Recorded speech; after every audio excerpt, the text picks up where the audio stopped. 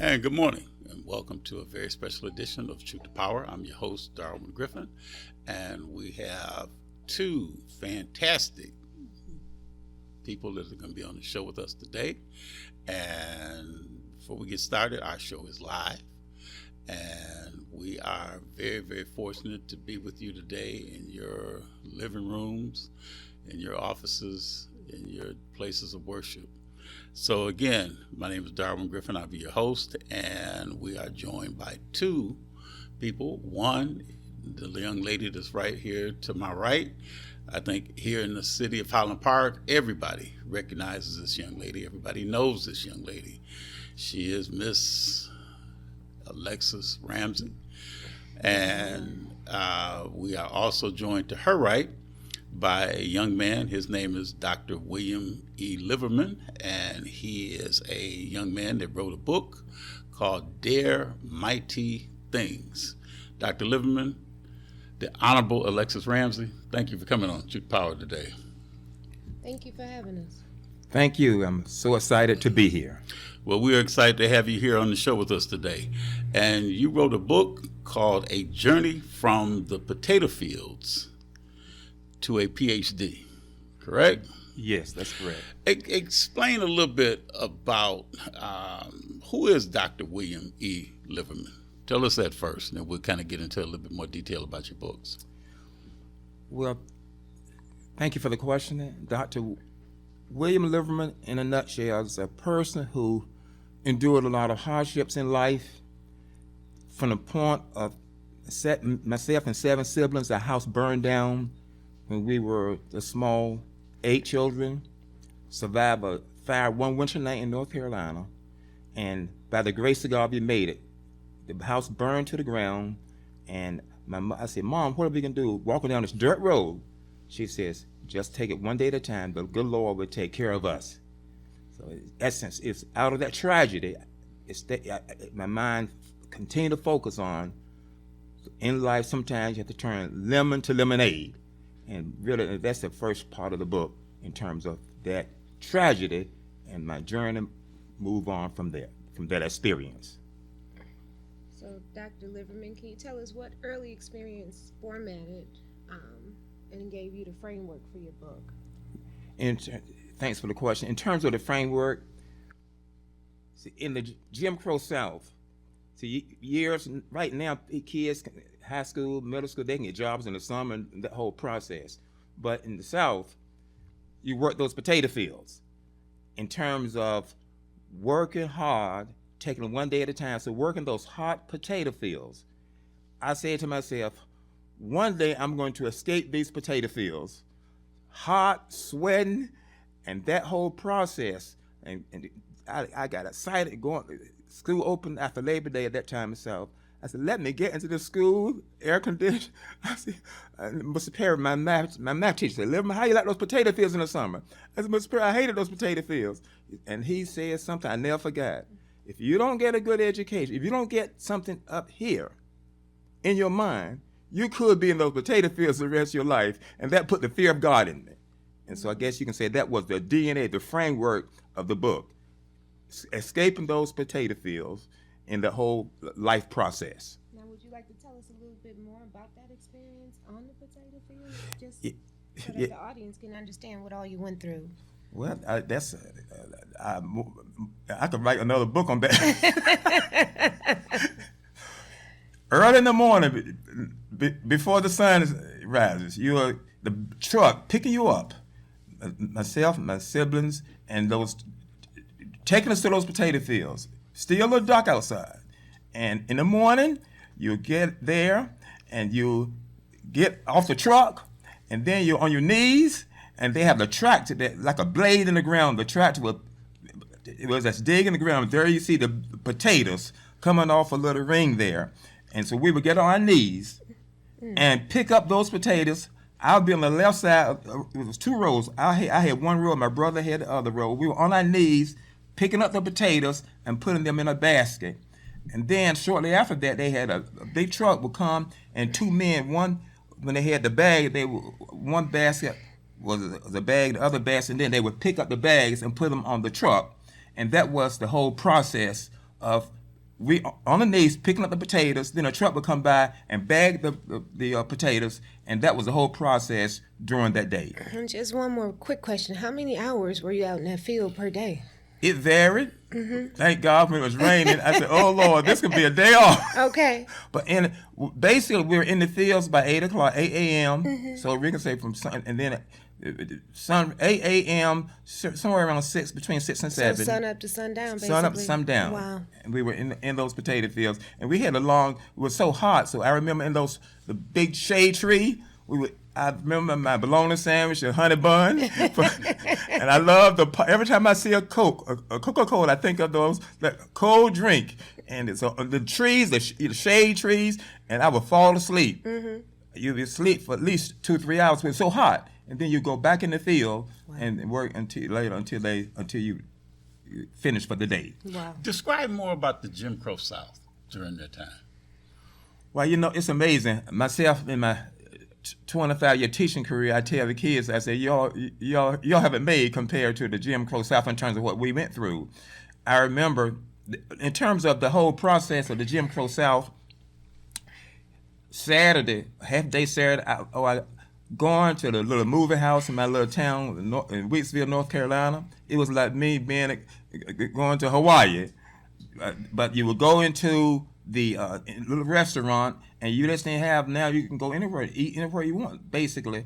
But then at that time, we had a section for African Americans, a section for whites. And on the hot dog, you would eat the hot dog, and that would be your as far as going to a restaurant. And then in the whole process, I called my vacation on Saturday was going to a movie house. In a movie, you basically just couldn't go in there anywhere in turn sit, but we had that section where blacks would sit and section where whites would sit. So it wasn't that. So one section here. So it was a different. It was a different lifestyle in terms of living dynamics. I want to say more or less. Well, I know you talked about education and your family. So tell me, how important is education to your family and that mindset of getting you from that potato field to where you are now? Well, in the education was the key. I remember my math teacher, Cecil Perry, he's in his late 80s. He remembered, and all the teachers, when I would come back to school after working those potato fields, Liverman, if you do not, my father always tell me, they can take your clothes, people can take everything you're wearing, or they can take your car, everything, but whatever the good Lord gives you in your mind, they can never take that away from you. So that's what education was instilled in me. Stay in school. And it's an old saying. I remember my math teachers, science teacher, all the teachers, leave the knuckleheads alone. Stay in school, and because whatever you put in your mind, no one can never take that from you. So in my elementary school, middle school, high school, my day I was in those books during the day, and then in the library. In the library, that DNA kept me focused during my elementary, middle, and high school and college career. Now I had fun. Obviously, that's the whole process there. But I think, by the grace of God, I learned to focus. Absolutely. And stay focused in terms of reaching my goals. Well, and that's one of the things too. That now you ascended from. Now, when you were in the school, in the classrooms, did you feel like you were not getting the same kind of education as your classmates were getting? In terms of my school? Right. That's the great thing about my experience. My school, my teachers, and many of them, of course, have passed on. But it's one thing that they instill in me, in the classmates, class of 19. I finished high school in 67, finished college in 71. But they instilled in us greatness, that you can rise above your circumstances. No matter what happens, things happen that we can't control. But one thing, by the grace of God, you can control what goes in what's in your mind. And I'm proud to say that even my classmates now, in terms of one's an airplane pilot, and then Betty Jones Parker, the first African-American female mayor in Elizabeth City, North Carolina. But we stayed together. because we want to make a difference not only in our life, but we want to pass that on to other generations. So when you were growing up, did you have people that you thought that like these were your heroes back then, or people that you admired most when you were growing up? Yes, thank you for the question. Yes, if you look at admiration, I would say it began with my teachers. Miss C. St. James Perry. One was my chemistry teacher, and one was my math teacher, and that is amazing. They're brothers, and that instilled. I told James Perry, I said, I want to be a science teacher.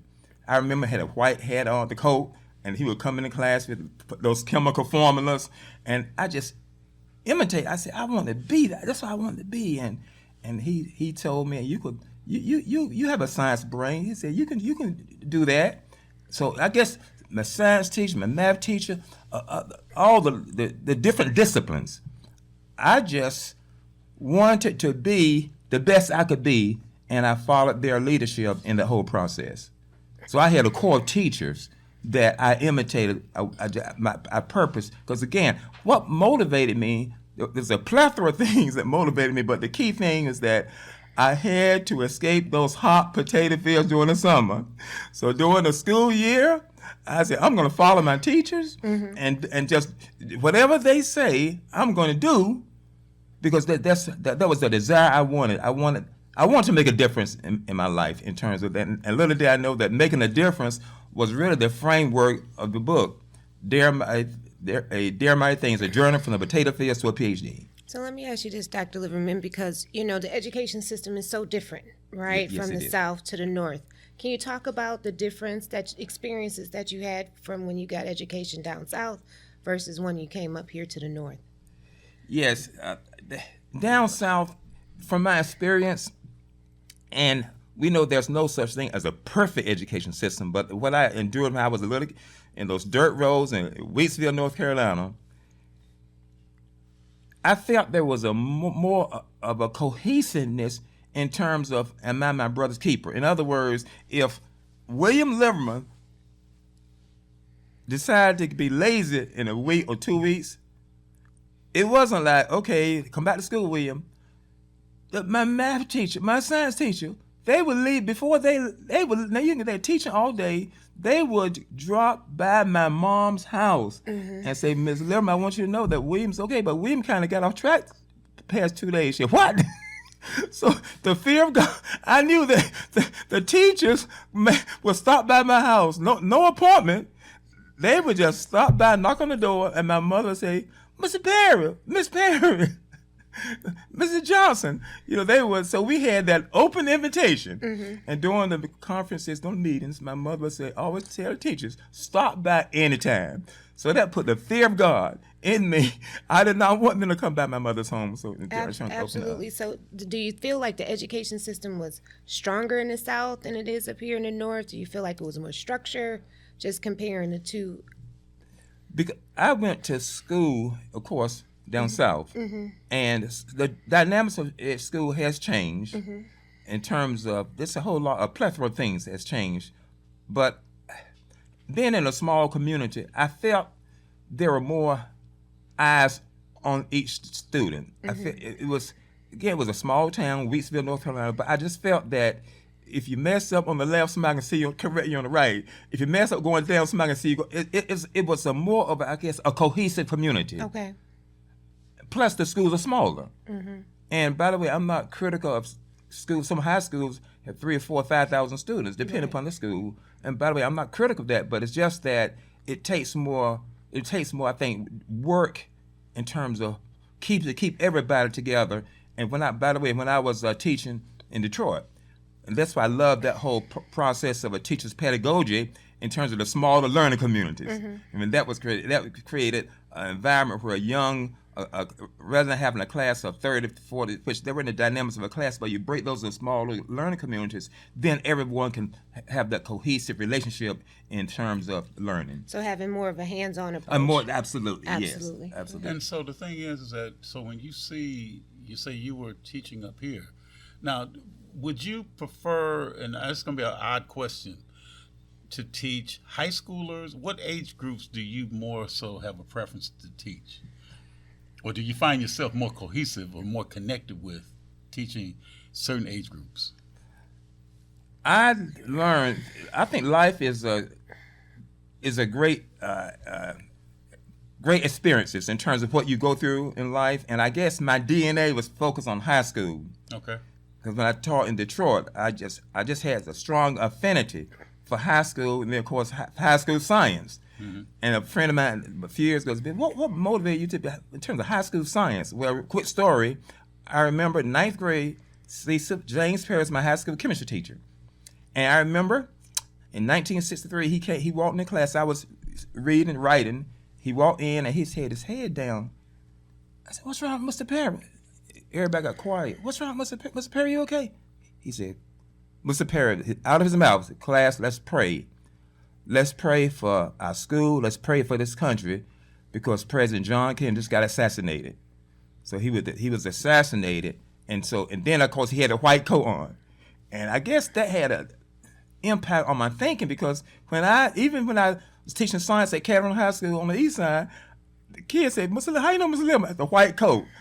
The white coat and the chemistry lab, that experience just gave me that affinity for science, and I'm convinced that experience with Mr. Perry telling us about the Kennedy's assassination, and then we know a few years later, Martin Luther King was assassinated, and then of course it went on and on.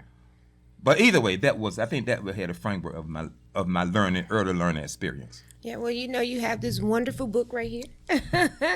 Dare to Do, was it Dare Mighty Things? Okay. And so out of this book, tell us what chapter, do you have a certain chapter that you love the most, that would tell your story? If somebody just picked it up and you said, hey, what chapter they could go to just say, hey, this is one of my favorites and one of the stories that you were telling.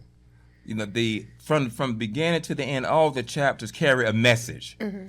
And I learned a long time ago when you read. In fact, I almost live in the Southfield Library. Okay.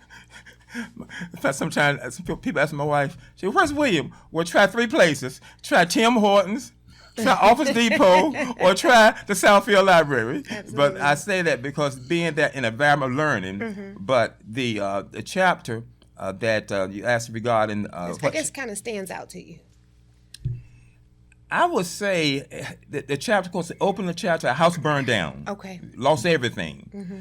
And then I would say right at the end of the book, I was so excited. My manuscript was approved by my publisher, and I said, "Oh, it's just a matter of time the book be published." But then in December, in August of 2024, my daughter, who we adopted when she was 5 years old, but now she's in her 40s. I still tell her, I said, "You getting old." But she almost got killed in a car accident. Oh my. The grace of God, she survived. Mm. She almost got killed in a car accident. She just hit a wall. The brakes, lost the brake. The brakes just gave way and she hit the wall. Mm. But she had surgery, and she is doing fine now. But it was a long recovery process. That happened like in August of 2024. And then a few months later, my wife and I out shopping. It was, in Michigan, the ice, snow. Yes. So we're out shopping, and she slipped and broke the little small bone in her foot. Mm. So all this happened the same year. My book had already been submitted for publication. That's 2 things that happened. And then the third thing, in the first part of January of 2024, I had a little cyst. I had a little surgery in my back. So within a year, less than a year, my daughter had an accident. My wife had a fractured small bone, and then I had a surgery. 3 things happened within the same year. So I said, "That's it.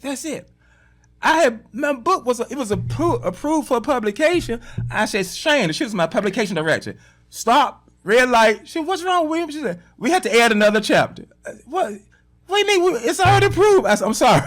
Uh-huh. And that chapter, in life, many times, no matter what you're going through in business and careers and whatever, mm-hmm. sometimes in life, you have to expect the unexpected. Amen. Yes. And that was the framework. That's it. And I just added a chapter. So if you're looking at the beginning, the house burned down. Right at the end, expect the unexpected. Okay. Those two cohesive entities form the framework of the entire book. Absolutely. And see, that's one of the things that's so interesting, because every day that you are afforded to wake up, it's always a learning process. Yes, Everybody learns something every day. Yes. And it's something that you did not go through.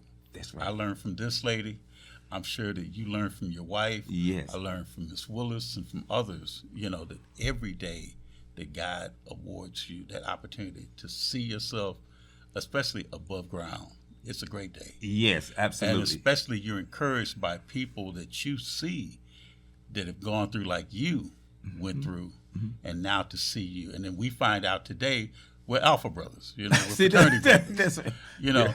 and it encourages me to see you from the potato field to now sitting up here and then having a PhD and being able to educate, because just as something that, we lost a great man in Jesse Jackson. Yes.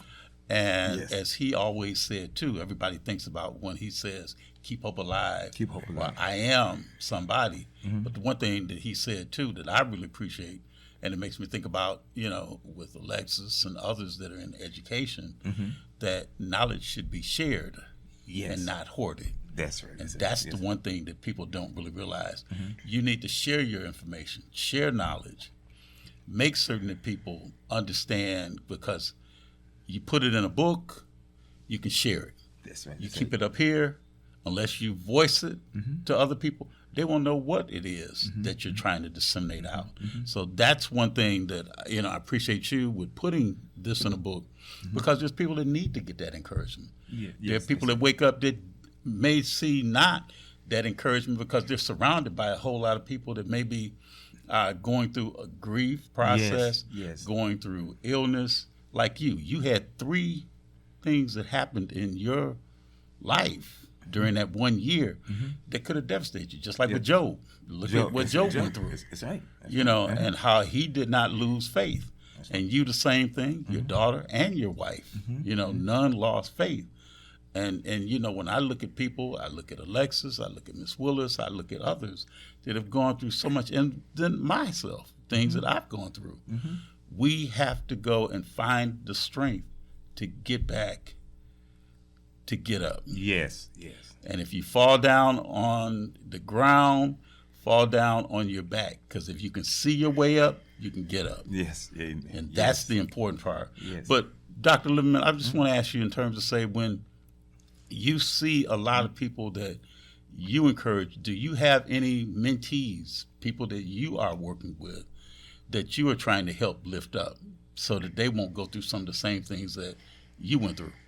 Yes, we have, even at church, we have young people, years, because men are grown now, but we had a men's fellowship, which we still have in place, and in terms of mentoring young people to help keep them on track, and that whole process. And I'm thinking of my cousin, Dr. Jim Bridges, who works with youth. And so I like to collaborate my skills in terms of what I can do to make a difference in other youth, because we all need each other. Team, TEAM, together, everyone achieves more. So I learned to, especially I've recently retired, and in fact now I'm not only writing the book, but speaking to different groups in schools and everything to encourage the young people, because the young people need encouragement now. Absolutely. Okay. Well, we got to take a quick break. We will be right back with Dare Mighty Things, a journey from the potato fields to a PhD with Dr. William Liverman and with the Honorable Alexis Ramsey. I'm your host, Darwin Griffin, and we'll be right back.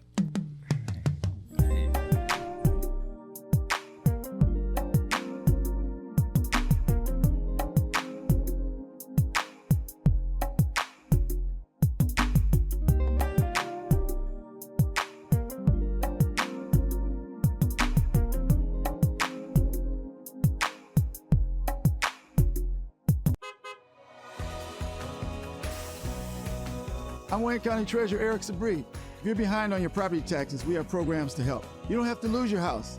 and you don't have to pay all at once. This summer, our mobile unit will be visiting Wayne County communities to help make it easier to start a payment plan and keep your property. Go online or call to find the plan that's right for you and where you can get help from our mobile unit. The last thing I want is for anyone to lose their property to foreclosure. Make your payments every month and keep your property. Justice for Mario Willis. Truth. Facts. Evidence. Mattered. Log into justiceformariowillis.com. Read for yourself.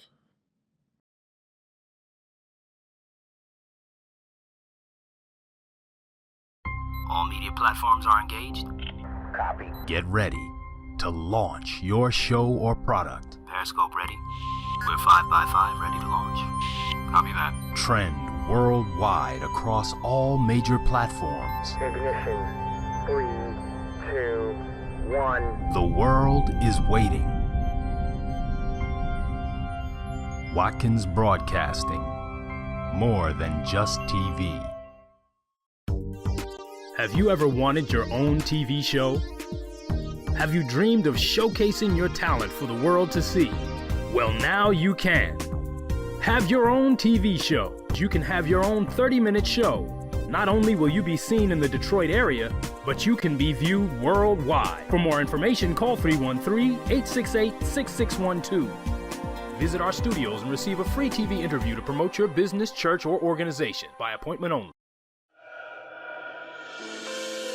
Watkins Broadcasting is going worldwide. Now you can watch Detroit's own WHPR on your TV from anywhere in the world. No matter where you are, you can stay in the know with WHPR TV and Roku. You can get your easy-to-install Roku box from wherever you shop for your entertainment gear. Once your Roku box is connected to your TV and internet, go to the channel store on the home menu of the Roku box. Enter WHPR TV in the search engine and add it to your channels. That's it.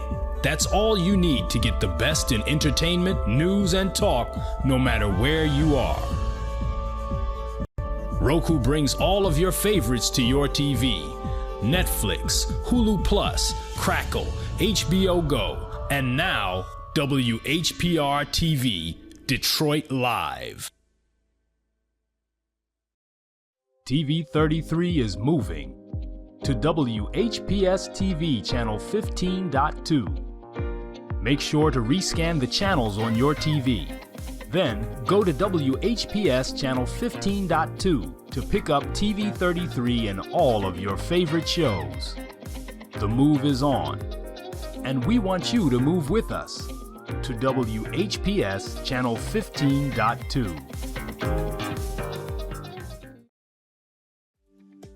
Here's your WHPR weekend forecast. Friday will wrap up the work week with scattered showers moving through the area. Expect a high of 58 degrees with a low dropping down to 41 degrees overnight. There's about a 30% chance of rain, so keep that umbrella handy if you're headed out Friday evening. Saturday, we're expecting steady rain throughout much of the day. Temperatures will climb to a high of 66 degrees with a milder overnight low around 53. It'll be a good day for indoor plans. Sunday will dry things out just in time to close the weekend. Sunday will be partly cloudy with a comfortable high of 56 degrees and a low of 42 degrees. And good news, there's 0% chance of rain, so you can enjoy your outdoor activities without worry. Heading into the new week, Monday morning will be partly cloudy and pleasant. Temperatures will rise to a high near 63 degrees, making it a smooth start to your work week. This is Cheryl Mulrain with your weekend weather on WHPR TV and radio. Have a safe and enjoyable weekend. Make sure you go to your app store and download the 313 Watkins app. 313watkins.com. Streaming on Roku.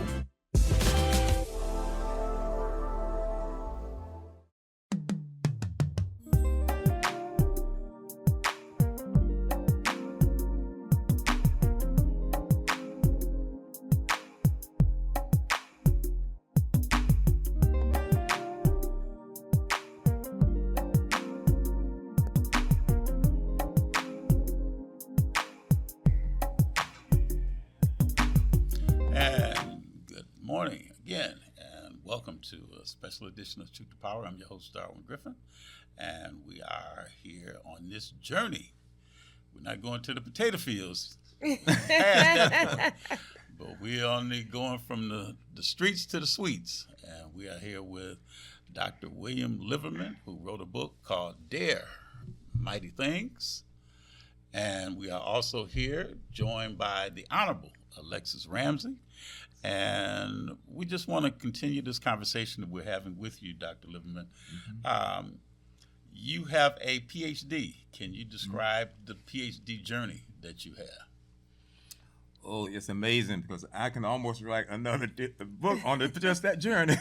Then we come up with 2 books for you now. That's called the new math, too. There you go, right? It was amazing. I thank God for my wife. I think we just celebrated our 50-year wedding anniversary this past September. Congratulations. And once I got, what's your secret to success for having 50 years? Right. In fact, that's going to be in a book that'll be out in about 8 months. But the key is no one's perfect. You look at one person and say, well, baby, I have Karen, I have flaws, you have flaws. So with that, we're going to use the statement, can we all just get along? I understand. So it's just a matter of just taking it one day at a time. Mm-hmm. And so it's been wonderful. 50 years has been perfect? No. But the key is just taking it one day at a time. Okay. And you have foster children that yes. you brought into the Liverman home. Yes. Describe that journey as well. Well, it's amazing. I mentioned my wife, before we even met, she was, her mother, they had 2 foster children. And so Karen basically, in the home environment, in terms of reaching out to others, she had 2 foster children, the granddaughters, and who she took care of, and the whole process. When we got married in 1975, she had a passion for others, and so we had that. And then of course you can build on that because family of 8 siblings in my family, so we both came from large families. So one thing led to that whole journey in terms of our children. We both had large families, and we both wanted to make a difference. And even to this day, of course, they're all grown now. Mm-hmm. But at this point, it's amazing to see that journey in terms of how they have grown up and in terms of working together as a team in that whole process. So let me ask you this, Dr. Liverman. What motivates you to always keep moving forward? What gets you up every day and keeps you focused? Well, the thing that keeps me going forward goes back, I guess, the education component. When I received my Bachelor's of Science degree in chemistry from Elizabeth City State University, I said, that's it, no more I'm finished. But then I got married. My wife, she's always pushed me, no, you need to get a master's. So I've got my master's in art teaching at Mary Grove College. And then I said, my education is what? It's over, that's it, no more. And then you mentioned that, the PhD. Well, that journey took place in the fact of, I was working at my doctorate, teaching as an adjunct at Davenport University. And people ask me, what's the key? How do you finish? It's amazing. I mentioned statement, turn lemon into lemonade. Mm-hmm. During the time I was teaching, I was working my master's. It was no way I could, it was a long process. But when I was working on my doctorate, I earned my doctorate, but what kept everything going was when at Davenport University, moving forward, during the pandemic, when the pandemic hit, the schools, everything changed during the pandemic, I was able, during that downtime, to complete my writing and everything, but things were quiet. And so in Lemon to Lemonade, that bitter lemon experience in the pandemic, a lot of people's lives were affected. But during that downtime, I was able to finish my doctorate. In fact, that's in the chapter, the pandemic was the key, because I was able to kind of quiet down and finish my writing. Absolutely. So when you talk about finishing your writing, this is how you were able to ultimately, when was your book actually published, and where can we find it, and where can people go and support? Oh, yes. The book is basically on you can go to Amazon. You go to Amazon. If you type in a journey, if you type in a journey, it pops up. Dare Mighty Things: A Journey from the Potato Fields to a PhD, and it pops up. You order the book. Then the good news is that the book is not on Amazon, but it's on Barnes and Noble. It's on Google Play. It's on iTunes, and it's also plus it's on social media. So we have various medium outlets where people can locate the book. And by the way, just a few months after the book was published, even today we have a 5-star rating on Amazon. Oh, great! So That's fantastic. Very excited about that. Absolutely. Plus, there are Kindle versions too. So people that said, I can't stand to read, where you can have the book read. We can get audio. Yes, audio. Get a little audio here. So we want to cover. The goal was to cover all the bases. Yeah. Now, what would you tell, or what life lessons would you give to young authors that want to get started in writing and becoming an author like yourself? You know, let's think. Great question. There's no perfect answer. If you have 100 people want to be an author, I guarantee you, out of 100 people, there'll be a difference in the whole process, because everyone it's a different dynamics in terms of work commitments, in terms of work, family. There may be an illness. I've read about a person who was on their sick, almost on the deathbed, and they still wrote a book. But the key thing, I had a system that worked very well, but my system, someone else can fall on the face. But what worked well for me is that I knew I was working full time. So I developed a system where I would do my writing on Saturdays. On Saturdays, things, because someone said, "What about after work?" Can you imagine you working at a high school, your kids, you teach? No, that I'm gonna go home, go to bed, rest, right? But what I did, a Saturday, I would have my coffee, and my wife knew I was in the library from 5 o'clock. No, I would get up at 6 on Saturdays, but the library was open at 9:30, 10, and I would just write all day until they closed at 5. And what was so good, thank God for Karen, working together, because my wife is, in fact, she's going to write a book. She's writing a book that's next year. I'm on her about, you need to write a book on foster parenting. But anyway, that's another story. Well, no, we can get into that too. That would be great. Yeah. Okay. But yeah, that's what I did. On Saturdays, I just wrote. That was the time. And then, of course, Sunday was church. Okay. But that was the time, that was my process. Working full-time Monday through Friday. Okay. Saturdays was my writing day, so it was like a full-time job. Okay. And still. Now, how many years did it actually take to put it together, since you only had such limited time, to put into it, like that Saturday? Like, how long did it take to get it written, edited, all of those things to get it to publish? Well, it's amazing. That's a great question. I said, what I did is, if you're looking at the journey, my journey started, in terms of my whole book, it started during the pandemic, 2019, and things were quiet. I was 1,000 miles and I was writing. Okay. So from 2019 to July of 2024. Okay. You're looking at 5 years. Oh, yeah, absolutely. 5 years. And so I want to do it 1 year. Oh, really? No. It takes time. Yes. It takes time. Yes. So it was a 5-year journey. So when you see the book, when you see people that come to you and praise you about the book, especially getting a 5-star rating, how does that make you feel? It humbles me, because it wasn't about me. It's like the grace of God, and I'm not putting my preacher hat on, but that's God did it. He gives us gifts, and what one person can do as an author, another person could fall flat on the face, and vice versa. We all have gifts, and I just purpose to use the gift that God gave me to write the book. And I had a system, working with other authors. I had a system where you have to cut out a piece of your time and write. And write and write, and as things happen in your experience, life, a book is about experiences. As things happen, I took notes, because we know many times things happen that we don't expect.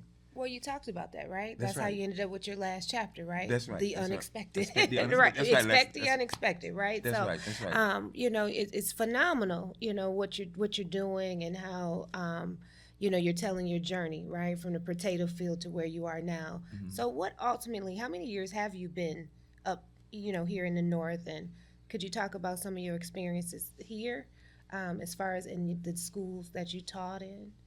Yes, in terms of being here, my wife and I got married in September. I moved here in September of 1975. Okay.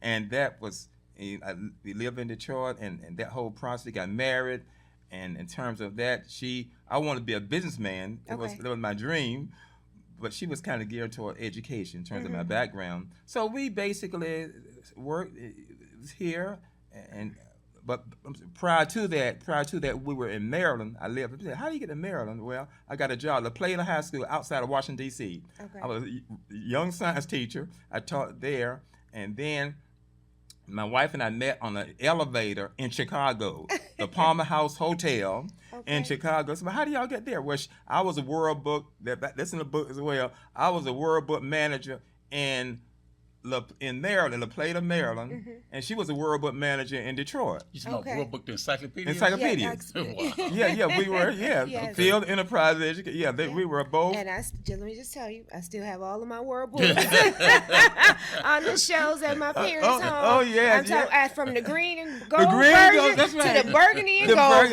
You know I have them all. Those World Books. Yes. That was World Book. And I look at today's technology. People, how do you become successful selling a World Book? You call knock, door to door. Absolutely. There's no internet, none of that. And now, I tell you, now with a podcast, now you can scan the code and you can get information. But we did it door to door.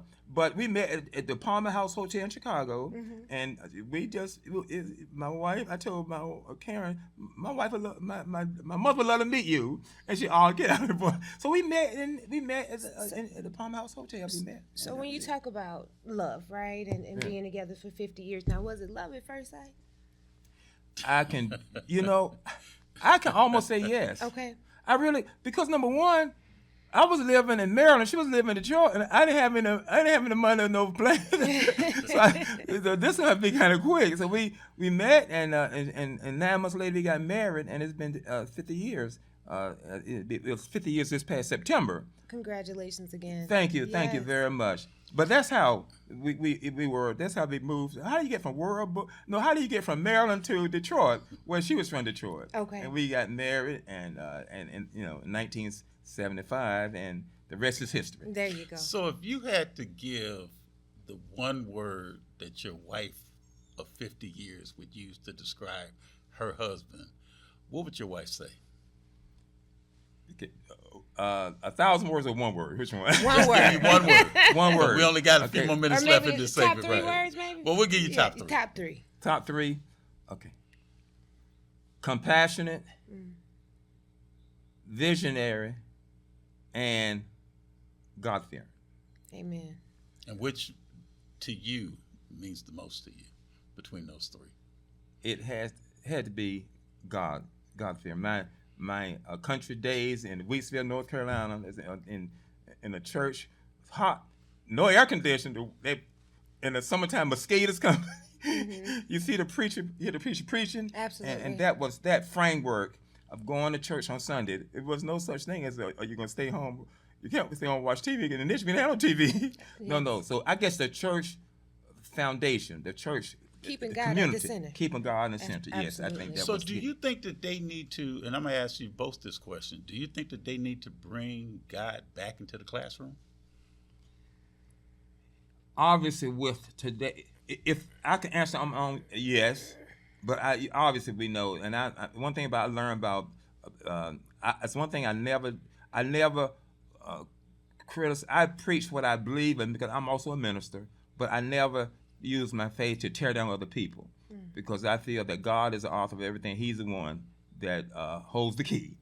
But at the same time, I feel, oh Lord, we can write a whole dissertation on just the school shootings Absolutely. and all of that. And Yes. it's sad, not only that, but the community shootings and all of that. But I feel that God is still the answer to everything. Yes. Everything, He answered everything. But why do the bad things happen? Well, there's a purpose for everything. Things just don't happen. There's a purpose for everything. So that was. But I think back to I'm happy about my little country God-fearing days. Yes. Because that taught me in the summertime walking those dirt roads with my little Easter outfit on, going to church.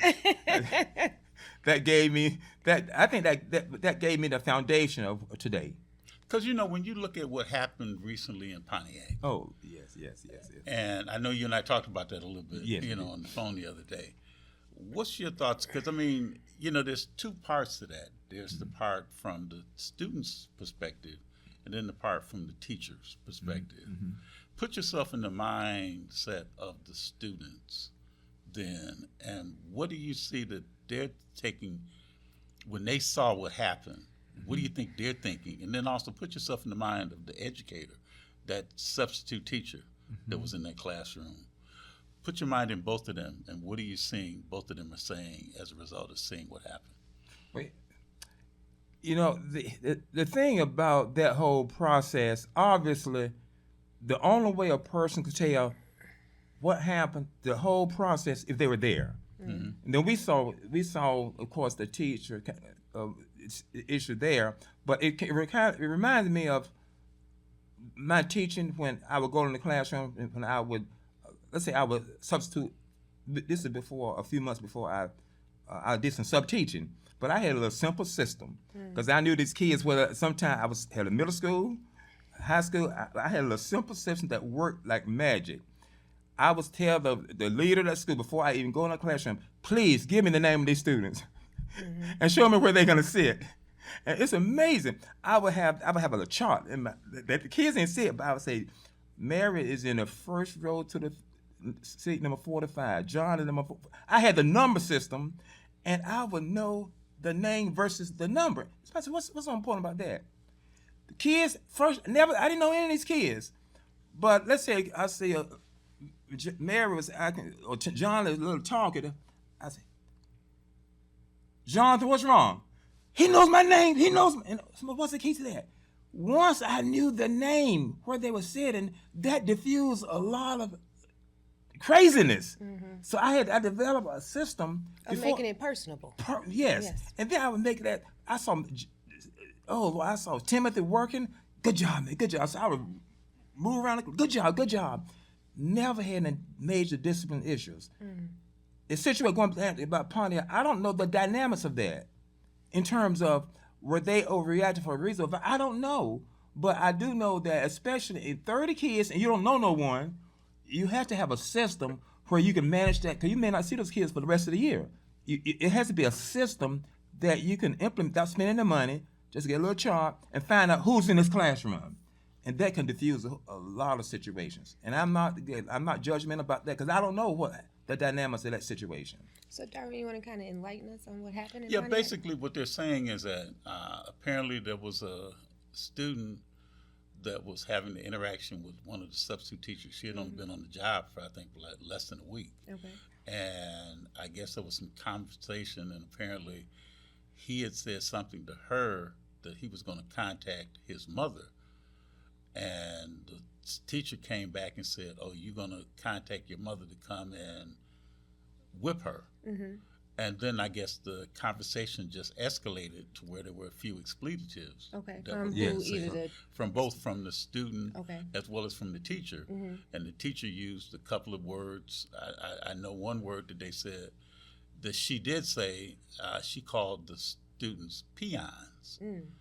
And then there was the other conversation too, where it's like you basically don't go and, I mean, if you want to be so bad, talking about the teacher to the student, then say your name out loud, telling the other students, put your video cameras down, because they were videotaping the whole incident. And she was saying to the student, if you so bad, why don't you mention your name out loud on the video? And then she was calling the people there at the school to come and assist, and then you see a couple of, I guess, men that came into the classroom and kind of helped to try and diffuse, the situation. Okay. But the thing is that now the teacher has been fired from, in the classroom, and now the question is was the teacher out of order, or was the teacher saying some things that other teachers may feel, but they just can't say, and that's one thing that So happens. do we know sometimes. if this was a charter school? Do we know if this woman was They actually said, a from my certified understanding- teacher? Because I think the issue we're Right, facing and I right see what now you're is a saying. lot of teachers that are in our classrooms are not certified, Mhm. right? So they That's do true, not yes, that's right, understand, that's true. right, the structure that comes along with how to de-escalate situations within the class. And within the and classroom. this is spoken truly by a person who was a president of a school board here in Highland Park. But And that's- always give the disclaimer. Let's always give that disclaimer. I assisted with getting the district, when I got there, they were in emergency management. I assisted the district in getting them out of emergency management, and I did one term. well, So let's let's hope make and- that let's, perfectly let's hope and pray clear. that stays Yes. in effect. Well, no, I could, I hate to update it, right at the end of the show, but there is some information from our Treasury Department here that was sent to our school district to let them know that they are facing oversight again. Oh, wow. They have failed to meet the requirements.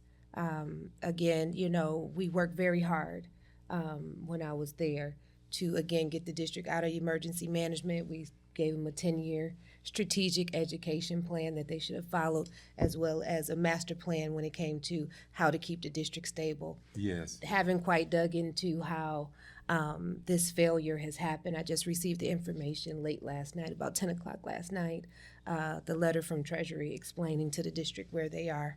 So we have another battle on our hands, but it's a failure of leadership, right? And there's no other way to put it. Yeah. But when it comes back to Pontiac, just really quick, I want to dig down into it. Me, would like to know more about that, and hopefully maybe we can discuss that at a later date. Because again, when we start taking certified teachers out of the classroom, this is the outcome that you're going to get, right? You're going to get this hostile environment of people who do not know how to approach our children to de-escalate a situation and or remove them, or have the knowledge to understand what behaviors look like in order to prevent this from happening. So, the restructuring of schools, we understand that, but just listening to you, we know that there's hope, right? There's hope, absolutely. Right, and we can get out Absolutely. those potato fields for sure, That's it. right? And we could definitely move forward. So just talking with you today, it gives us hope of what teaching and knowing when people really truly love the children Yes. and yes. what you can do with that. So we truly appreciate you coming on today. Well, I appreciate the opportunity to be here, and I'm sure I just looking forward. I feel like this is another one of my families here. I just had a great time, short time in notice, but in terms of, I just feel I've been knowing you all my life. I just feel that way. Just happy to be here. Well, and that's the thing too, because we've got a few minutes left in the I'm gonna segment. bounce off. So, Bounce off and grab this real quick if you don't mind. yeah, that's While fine. you guys are here. Okay. Excuse me for one Okay. second. No, what we want to do is we want to give that opportunity, and then I'm gonna let Alexis come off the set and let him come on and do that real quick. Okay? Okay, you can go ahead. Oh, can I?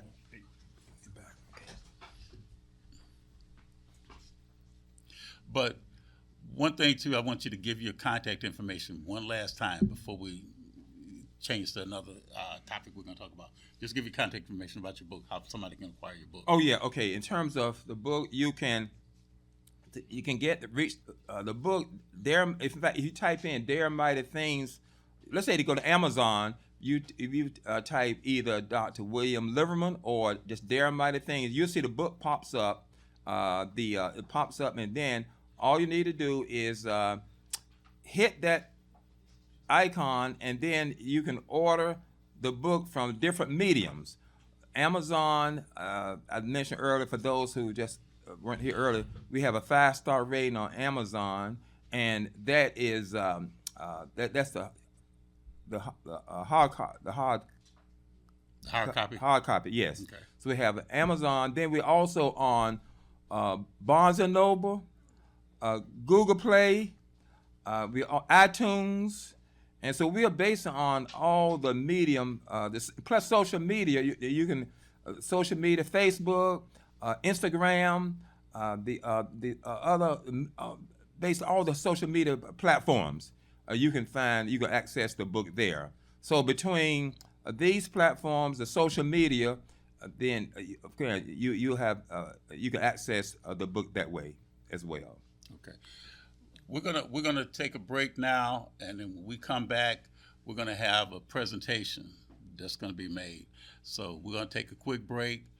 Again, pick up Dr. Liverman's book.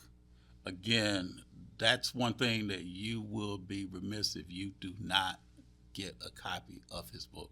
Stay tuned. We got a presentation that we're going to make in 5 minutes, so you don't want to miss this.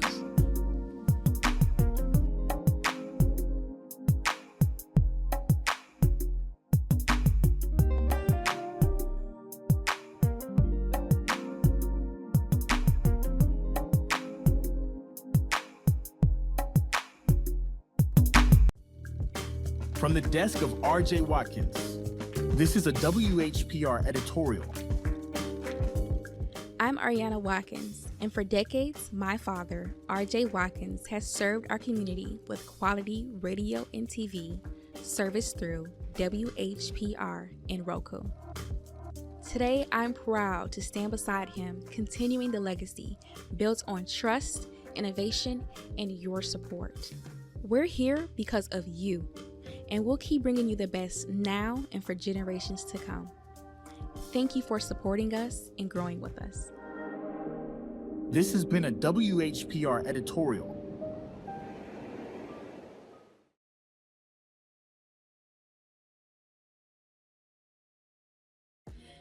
The Cash Talks experience amplifies the importance of courage, willingness, and purpose to offer you a unique look into stories and testimonies that inspire and motivate you. No matter the difficulties you face, to keep moving forward. It is a privilege and honor to bring strong voices from our community to your viewing and exercise our sincerest commitment to create conversations that are impactful.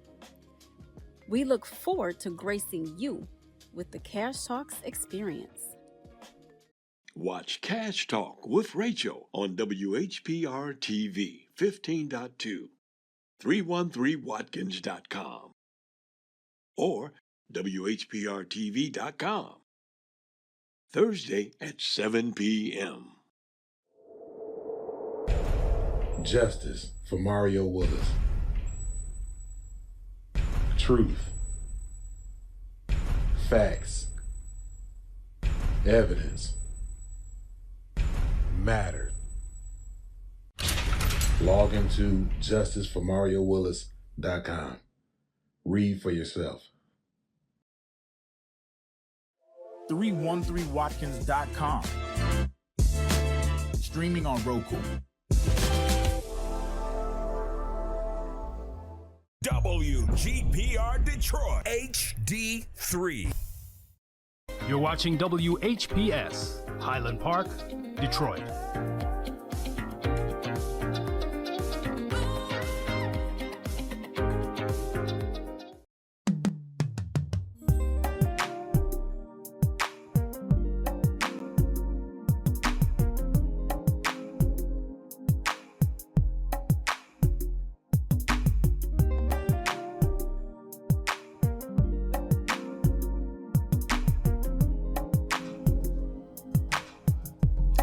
And good morning again, and welcome to Truth to Power. I'm your host, Darwin Griffin, and we have a special presentation. We originally had the State Representative Tanya Myers Phillips that was going to be on the show with us today, but she was unable to appear here on the show with us today. So in her place, we have a young man who works with State Rep Tanya Myers Phillips. His name is Omar Islam, and he's going to do a special presentation to myself, to Alexis, to Ms. Willis, and to RJ Watkins. So, Mr. Islam.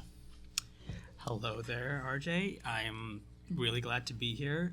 My name is Omar again, and I'm a representative, the state representative, Tani Mars Phillip of District 7. She covers Highland Park, Hamtramck, the east and west side of Detroit.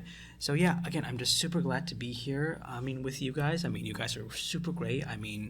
Again, we're really sorry the state representative couldn't be here, but she did send a few things for your work and all that you've done for the community and the people. We'd like to present you with these tributes.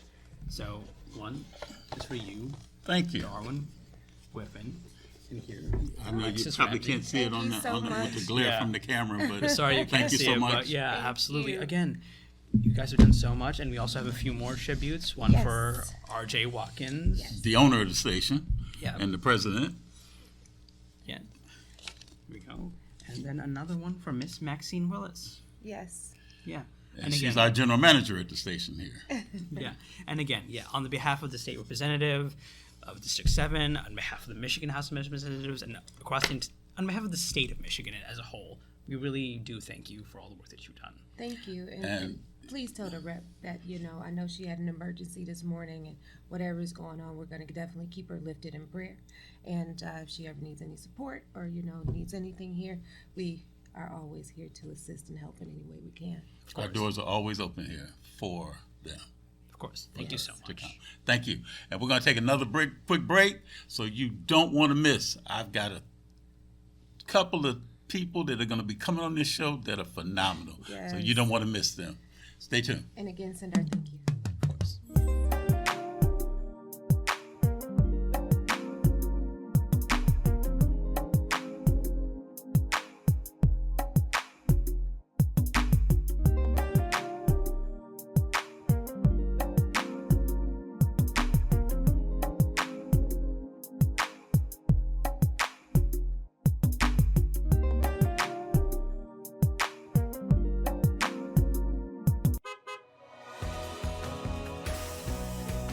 I'm Wayne County Treasurer Eric Sabri.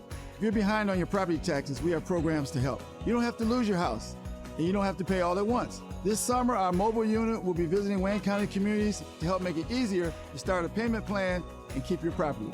Go online or call to find the plan that's right for you and where you can get help from our mobile unit. The last thing I want is for anyone to lose their property to foreclosure. Make your payments every month and keep your property.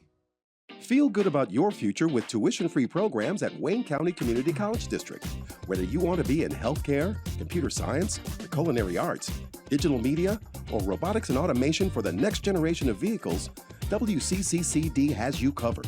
A full range of programs to achieve your goals, fit your schedule, and give you all the support you need to be successful. All of it tuition-free. Now there's something to feel good about. Register today at wcccd.edu. Every Monday through Friday from 12 noon to 3 p.m., it's the Tavis Smiley Show on WHPR TV and Radio 15.2. Also seen on Roku, Fire Stick, Apple TV, iPhone, and Android. That's the Tavis Smiley Show on WHPR TV and Radio. Download the WHPR TV app for iOS, Android, and Roku. The Tavis Smiley Show, distributed by RJ Watkins Studios. Clean up on aisle 5. Sounds like my life right now. Just one big mess. What's going on? It's my property taxes. What? I am behind, and I am so worried that I'm going to lose my house. I can pay some of it, but I can't pay it all at once. Sorry to interrupt. I'm Eric Sabri, the Wayne County Treasurer. The last thing I want is for anyone to lose their property to tax foreclosure. We have assistance programs to help. For more information, go to treasurer.waynecounty.com. We're here to help. Here's your WHPR weekend forecast. Friday will wrap up the work week with scattered showers moving through the area. Expect a high of 58 degrees with a low dropping down to 41 degrees overnight. There's about a 30% chance of rain, so keep that umbrella handy if you're headed out Friday evening. Saturday, we're expecting steady rain throughout much of the day. Temperatures will climb to a high of 66 degrees with a milder overnight low around 53. It'll be a good day for indoor plans. Sunday will dry things out just in time to close the weekend. Sunday will be partly cloudy with a comfortable high of 56 degrees and a low of 42 degrees. And good news, there's 0% chance of rain, so you can enjoy your outdoor activities without worry. Heading into the new week, Monday morning will be partly cloudy and pleasant. Temperatures will rise to a high near 63 degrees, making it a smooth start to your work week. This is Cheryl Mulrain with your weekend weather on WHPR TV and radio. Have a safe and enjoyable weekend. Make sure you go to your app store and download the 313 Watkins app.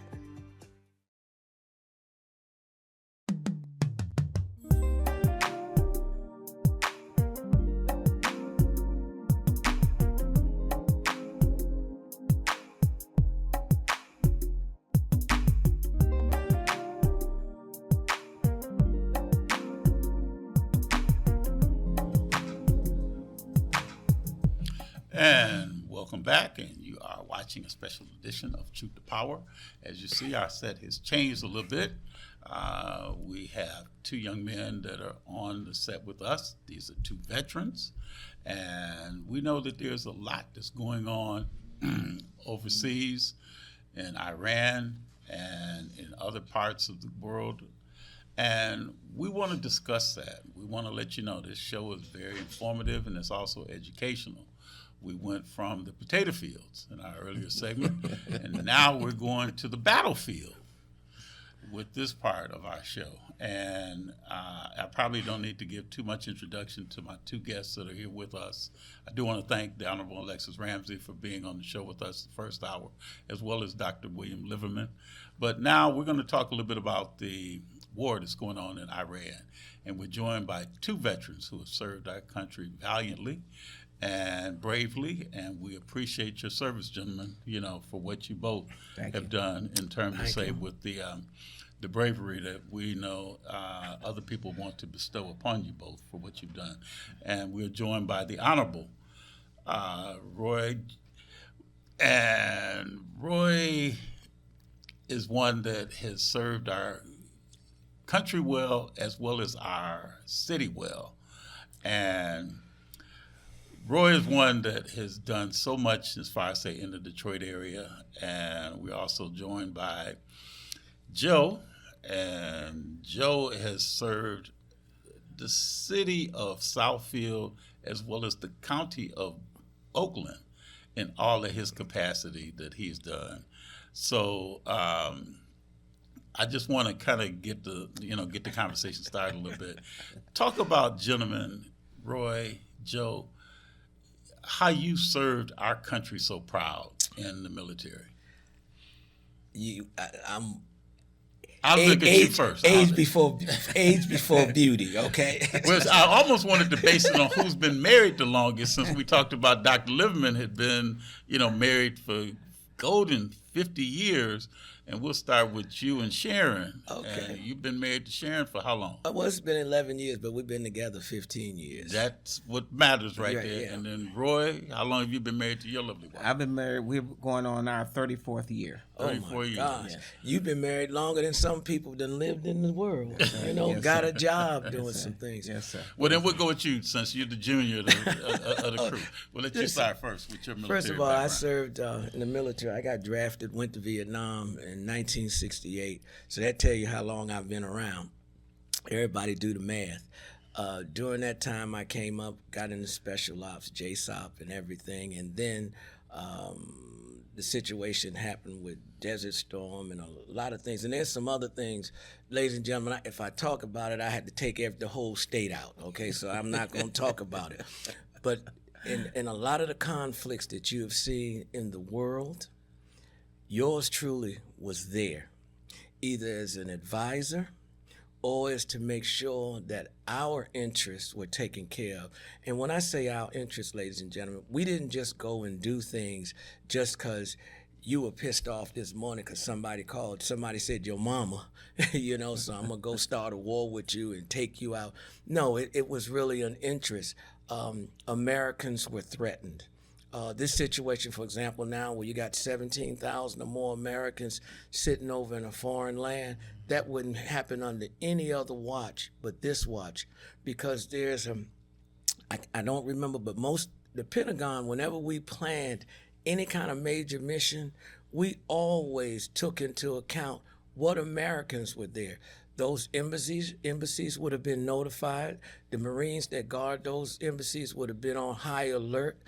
We would have called the detachments to come in to make sure, and we'd have had the C-130s sitting there at the airport, and everybody would have been told. They would have said, well, if, let's say I like playing poker. Well, Mr. Person, there's a poker game going to be at this address to get me, without harm or exciting me or scaring me. Well, go play poker at this address. You get there, you find out you're getting on the plane to get out of the country. They didn't do that this time. And that scares me of what's going on. The other thing is the leadership that we had from the Joint Chiefs of Staff all the way down. And ladies and gentlemen, I served under Colin Powell and them, and he wasn't no joke. We had a plan. And I mean, when we had a plan, I'm talking about from the janitor that might not even been in the military on the ground. If there was something that he knew about the intelligence that was going on over there from a janitor that he talked to, we got that information. None of this has been done. And it hurts because at the end of the day, the military is here to protect and serve Americans or our allies that are in NATO, not to sit and go along to get along because somebody in another country is angry at somebody, so we just gonna start a war. I'm gonna come back later and give y'all some statistical information and some dates that you need to understand what is happening in terms of the 2-day war that's been started in Iran and Afghanistan. Thank you so much, Don, for allowing us to be here today. And it's such a pleasure to be here with Joe. And on the counter, I was in the military and I was in Iraq for 3 years. And I was the regional commander of the 5 northern provinces of Iraq. And I also had to deal with General Petraeus and Donald Rumsfeld and General Powell, and I, being the regional commander of the 5 northern provinces, the hook was right on the edge of Turkey, and there was always some conflict in there because they were always kind of like at each other. Mm-hmm. And so therefore, when something jumped down, I had to give briefings to the State Department and the Department of Justice as far as what was going on. I was also on the team that helped assist with the capture of Saddam Hussein. So these things, you got, Darwin, you got 2 people here that wasn't just soldiers. Yeah, we was there. We was there actually being involved with like I said, not only on the ground, but with the State Department, the Justice Department, CIA, CID, all the C's and D's and everybody. The whole alphabet soup. So, when you talk to me and Joe, it's not like you talking to somebody that thinks what was going on was saying, well, maybe I know. No, we were actually in the trenches because we were held responsible for, the information that was provided. Mm-hmm.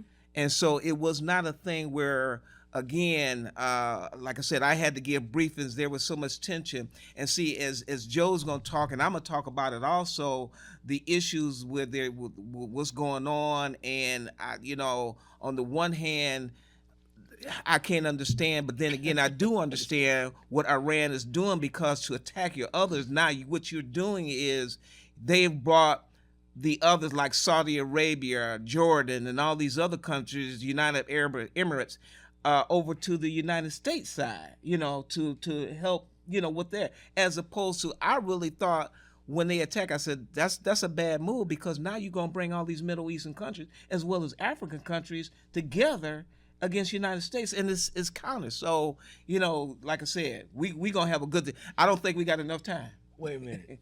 The one you said you thought you thought it's gonna be us against them. Right. Here's the thing. Most of them, we're talking about money. Yes. Was it Jared Kushner? his son-in-law, Jared Kushner. Jared Kushner, Mhm. his son-in-law. He's went over there. Ever since he's been in office, whether it was this time or the last time, Jared Kushner was going around setting up things. Case in point, Right.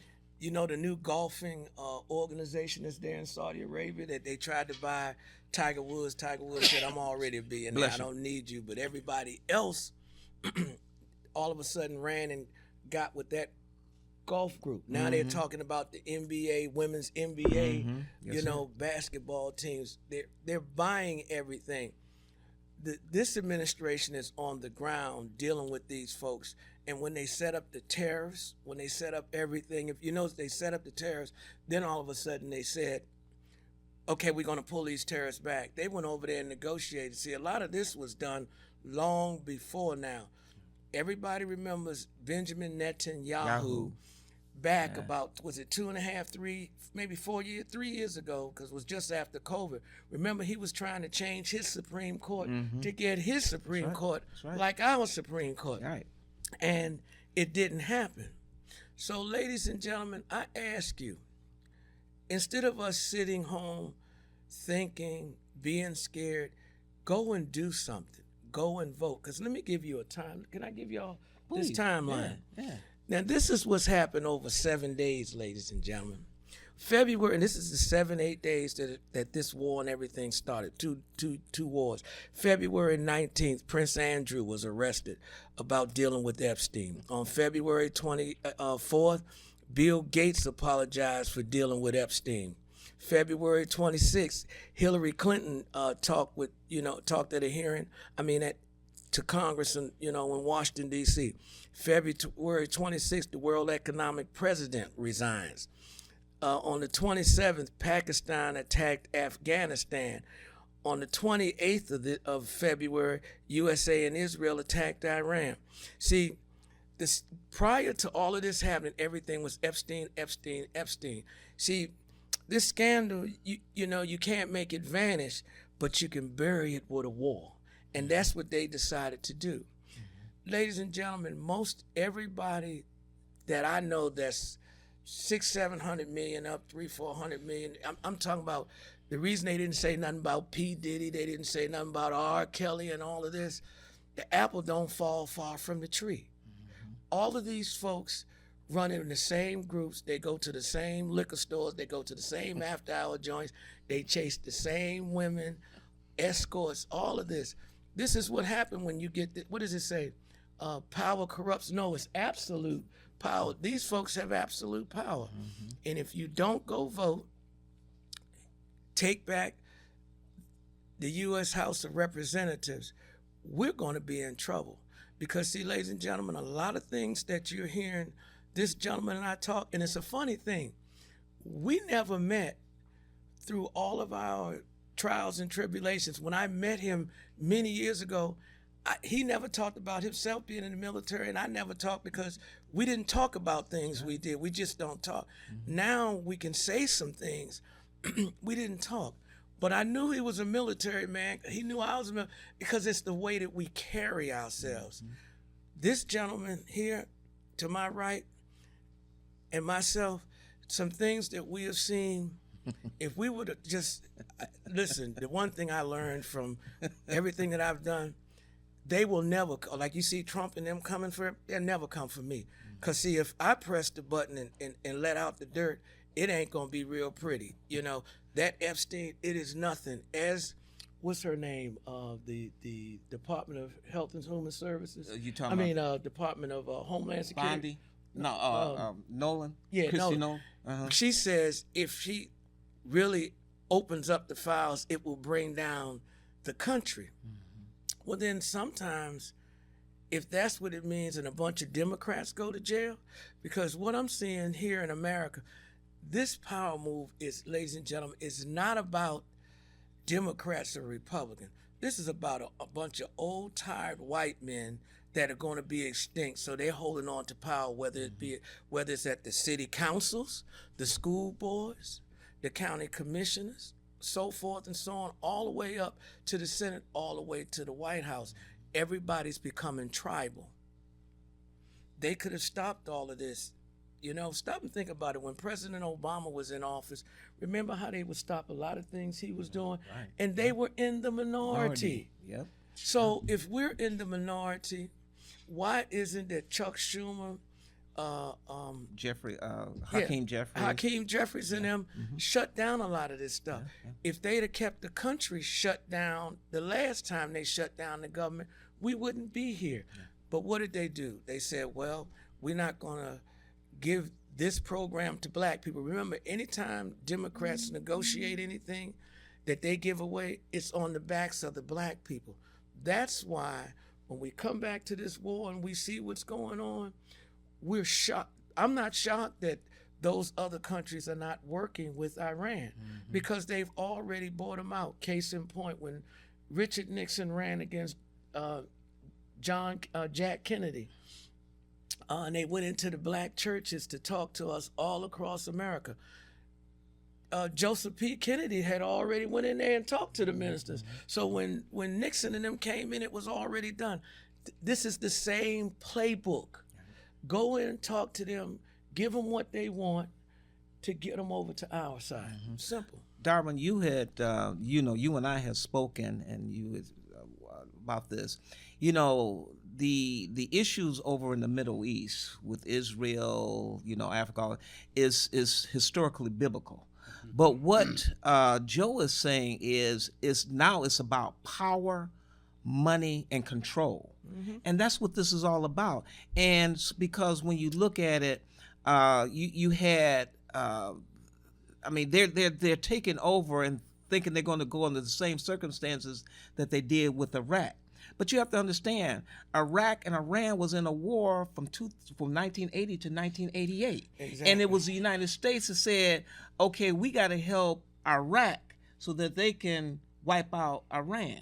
And so what they're doing now is they're doing the same thing, because what you have is, remember I said in Dahouk, part of the province that I had, in Dahouk, it is right on the border of Turkey. And you have the Kurds that are there. Now the Kurds are looking to go into Iran, and because there's always been that tension. So the problems that you're having now is that you're going to have the Kurdish Iranians and the Kurdish Iraqis, it's going to be kind of like, will that mush together?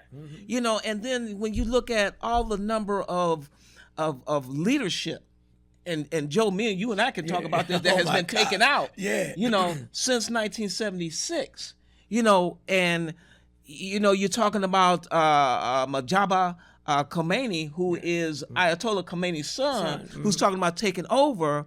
Now, he's going to be even more radical than his father, because you done took my father out, you done took my mother out. You done took out all of the leaders, all of the people I grew up with. And make no mistake, ladies and gentlemen, I don't care what you see Trump and them doing, or Israel and America doing. They will wait until 10 years from now, when us three gentlemen are sitting here talking about how we won the Democratic Party over, how we took the state back and whatever, and we'll look up and half the country is gone, because that's when they're going to attack. One thing about people over in that part of the world, they will wait. They will bide their time. The same way Hamas was dirty what they did on October 7th. Was it almost 3 years 3 now? years ago. Yeah. 3 years ago. But Benjamin Netanyahu gave them the money, and because of the historical plight that McAllister Roy's been talking about, they should have known that they were going to do that. All they did was stack their money, buy their weapons. Some of the greatest arms dealing that I've heard or seen or know about has happened in that 5 or 6 years from 2020, especially during COVID. Everybody was able to move stuff because everybody was asleep. And they got their weapons, they got everything straight. Benjamin Netanyahu thought that he was going to buy them out. They were angry at you because we can go back to 47 when they took Israel, they 52, took 52. We can go on and on and on. They've been fighting even before all of that. That's right. They've just been fighting. So now, why would he think that if he gave them some money, they weren't going to use it? Now, what Hamas did, We're going to have to wait and Unacceptable. come back from a break to hear what they did and see whether or not it was unacceptable or not. We're going to take a quick break. We're really here right now to disseminate all of what's going on there in the Middle East with Joe Person, Honorable Roy McAllister Jr. I'm your host, Darwin Griffin. Stay tuned. We'll be right back.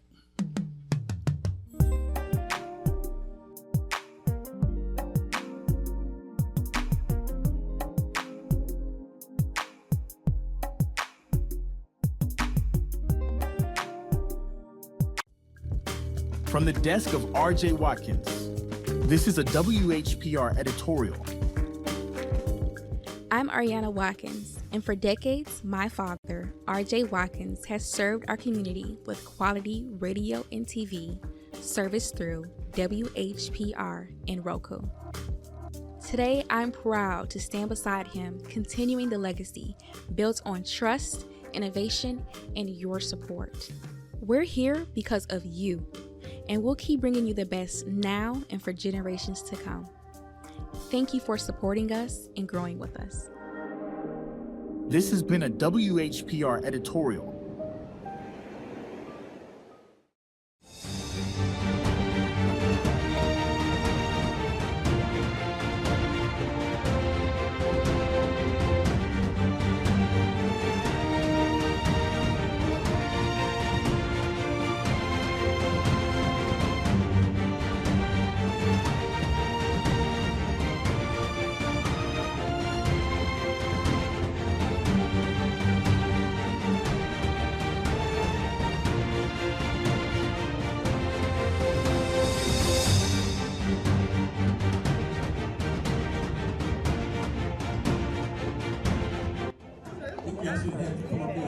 I won an award tonight, and these ladies escorted me down the it was called International Institute of Metropolitan Detroit. Okay, so hey, listen, this is Rachel, and this is Wakila.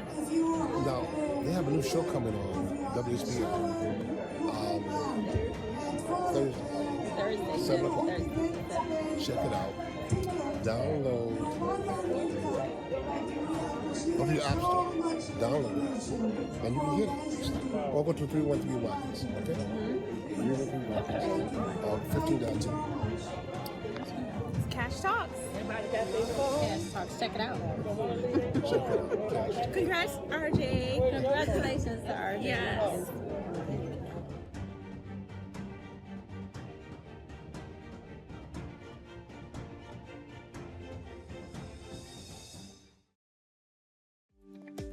Here's your WHPR weekend forecast. Friday will wrap up the work week with scattered showers moving through the area. Expect a high of 58 degrees with a low dropping down to 41 degrees overnight. There's about a 30% chance of rain, so keep that umbrella handy if you're headed out Friday evening. Saturday, we're expecting steady rain throughout much of the day. Temperatures will climb to a high of 66 degrees with a milder overnight low around 53. It'll be a good day for indoor plans. Sunday will dry things out just in time to close the weekend. Sunday will be partly cloudy with a comfortable high of 56 degrees and a low of 42 degrees. And good news, there's 0% chance of rain, so you can enjoy your outdoor activities without worry. Heading into the new week, Monday morning will be partly cloudy and pleasant. Temperatures will rise to a high near 63 degrees, making it a smooth start to your work week.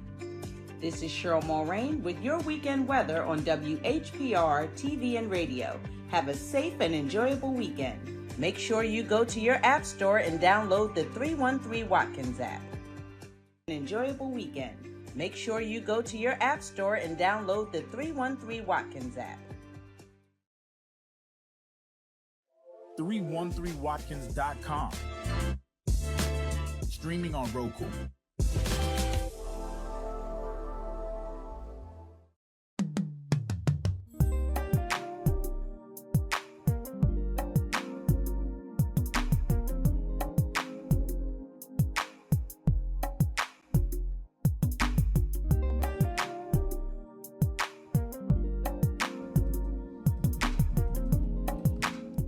And welcome back. You are watching a special edition of Truth to Power.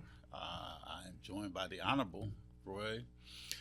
And the Honorable, I want to say the Honorable, especially because of what he brings to the station here, the Honorable Joe. But we're joined by Roy McAllister Jr., Joe Person. And just wanted to kind of go a little bit more into, one, I salute you both for your service, your dedicated service that you gave, to our country. And just to give you both an opportunity to talk about some of the recognition, how you were decorated.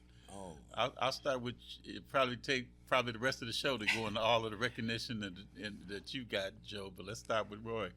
First, Roy, just talk about some of the recognition that you got. I mean, you're talking about. Medals. It's just medals up to galore. Really. I mean, whatever you could think. I think the only thing I don't have is a Purple Heart. That's the only thing I don't have. But when you talk, what recognition were you most proud of that you received? Really, it's not about recognition.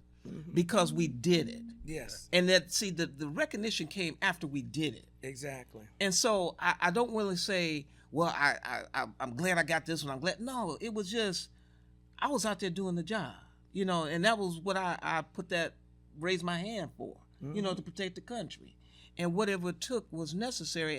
And I thank God that he brought me back, to be able to talk about it. Because there were some situations where I was at, over in Iraq, I was involved in 4 explosions, and so therefore, I just thank God, that if anything I'm thanking and most recognized is I thank God that he brought me back. Some things that I had done in the military, I had a shootout with some of the most lethal probably assassins in the world, and I won. And I know that day, let me say this, in the Bible, where there's a section where, they held the shields up, the Battle of Gideon and everything, they held the shields up and they blinded the soldiers. Yeah, and they won. I did that. I had never read that in the Bible, didn't know where it was at, but it just came to me. I did that. It's 7 of them that are not here, and I'm still here. But in terms of awards, a lot of the reason that I don't talk, and I get what Roy is saying, the reason that we don't, because a lot of these awards that we got, first of all, was after what we did. A lot of them that I got, they gave them to some white boy, because back when I was in there, you couldn't give a black man a Silver Star, a Medal of Honor, or, any of the awards. It was always somebody else. And then there's some awards that we just can't talk about, because if we talk about, I don't want somebody to say, well, wait a minute, that happened over there. He got the award over there.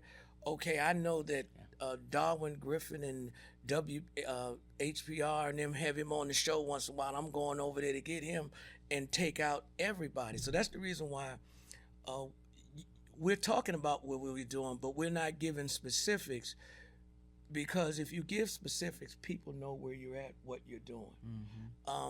And what you did. And what we did. And we served our country proud. I have moments where I sit down, and Roy understands. I see things on TV. I watched a movie the other night with my wife. It was The Expendables. And even though that's made up by Sylvester Stallone in there was a scene in there. And my wife just saw me sitting there in tears. I said, wifey, Sharon, I did that. I know about that. I've done that before. So I get it. We just loved our country. We served our country. We're proud of what we did.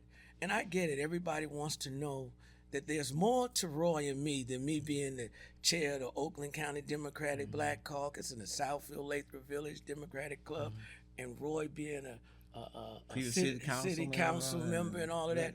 There's some things, some sides of us that y'all won't see. We will not let you see, because you can't, as